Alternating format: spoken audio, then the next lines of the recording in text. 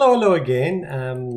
We have defined transformation of a random variable, a function of a random variable. We discussed about the type of the distribution and so on, and we want now to develop some systematic method on how to find the distribution of a function of a random variable. So the question is how we can, if we are given a function of a random variable and if we are given the distribution of x, how we can find the distribution of y equal g of x. So I have the distribution of x, I know the function g, and we want to find the PDF or CDF or something that represents the distribution of y. For example, we could try to find the CDF of y in terms of the CDF of x, and we'll have different ways, or PDF of y in terms of PDF of x, or CDF in terms of PDF of the other one, and so on. So if we could determine the set of y, or y, we define it as set of possible values that g of x is smaller than or equal y. What does mean this? If I plot, let's say if g of x is a graph, suppose that g of x is this graph, okay? And if I specify a value of y, so this is y. So if I say r of y equal to this equation, if I want to see what set of values of x on x-axis produces g of y. So if I said y equal g of x means that this red line and this blue line, they cross across them. So I get one solution, second solution, and third solution. At these 3 points, x1, x2, and x3, y is equal to g of x. Okay, so I denote g inverse of y is a set which has 3 solutions, x1, x2, and x3. So g inverse of y means the set of solution of y equal g of x.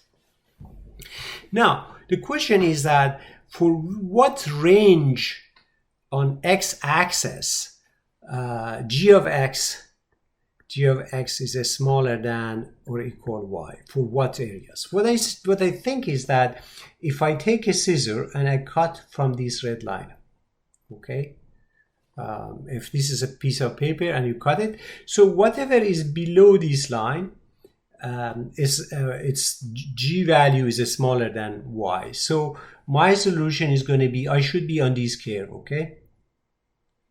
You're always y equal that. So in this range that is highlighted, g of x is smaller than y. So therefore, for this area which I highlighted, okay, so if I want to have this condition, so the x's which satisfy this one is equal to all x's that are smaller than x1, or x is between x2 and x3. Okay, so this or means union. Okay, so these values of x results g of x to be smaller than this one. So I could say that the set of values of x in R such that x is smaller than x1 and so on. So we see that alternatively from minus infinity to the first solution is inside this set, but here is not, and then here it is. And so this is a property if you have a continuous function. If you don't have a continuous function, you have to do it graphically or visually. So if you could determine this set, okay, quickly you can calculate probability of this event, because fy of y is probability of this one. So you want to write this event the event of y equal is smaller than or equal y, you want to write it as event. You could say that, for instance, in this example, if your y is here, if you want to be below this red line, your x could be between this solution or this solution. So in that case, this event is equal to x is smaller than this solution x21, or, which is union, x is between these x22 and x23. Okay, and then you can say that probability of this is equal to probability of this one. These two intervals are disjoint, and therefore this probability is equal to sum of that, and you can go by there. Okay, let us have another example. If y is like somewhere else, for instance, suppose that your y is here at this point, you will see that you have a unique solution. If you want to have y be on this green area, your x should be below this x1. So I could say that y is smaller than or equal y1 is exactly this event is equal to the event that x is smaller than or equal x1. So probability of that, which is CDF Fy of y1, is equal to Fx of x1. So in this case, you see that they have only one unique solution. So solving this equation of y equal g of x, see how many solutions you got is the key to determine the distribution of y. If there is no solution, that means that, yeah. So for different points on y-axis, we solve this equation of y equal g of x, and then depending on how many solutions, sometimes we don't have any solutions, sometimes we have 2 solutions, 3, or etc., and then we can solve. So it is usually useful to sketch the function g of x and mark the range of values on horizontal axis.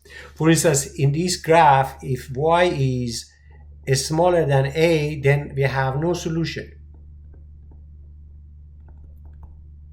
Or if y is bigger than a, again, no solution. So for those cases, it is very easy to find the CDF or PDF of y. And sometimes you have one solution and so on. For those cases are also easy. So this plotting readily allows you to figure out the range of values, say from A to B, that y will take on, you know. So it's kind of outside of this range, either your CDF is 0 or is constant. And then we start from a point where y, where the equation this has no solution. In that case, if y is smaller than a, range of y is empty, therefore this CDF is 0. Or if y is bigger than b, range of y is the whole set, and therefore Fy of y is equal to 1. Okay, so now consider a point that you have one unique solution, and then this unique solution you denote it. So remember that solution x1 is always written in terms of y. Okay, or here is y1. So for y1, I want to calculate this probability, and if your function is increasing, so if you have a monolithic increasing function, so here is y1, and if you want to be below this line, because you are always on this curve y equal g of x, okay, so your x should be here. So this event y is smaller than or equal y1 is identical with the event of x is smaller than or equal g inverse of y1.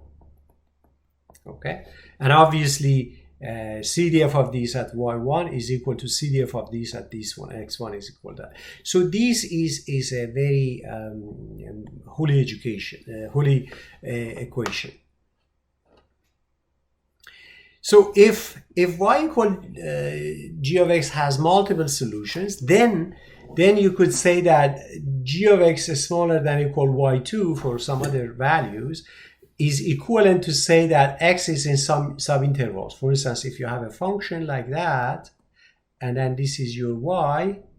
If you want to be below this line, because you are always bound to be on this curve, you are all here. So either you are here, either your x is in this interval, or because you are on this curve, you have to be here, okay? Or you are in this interval.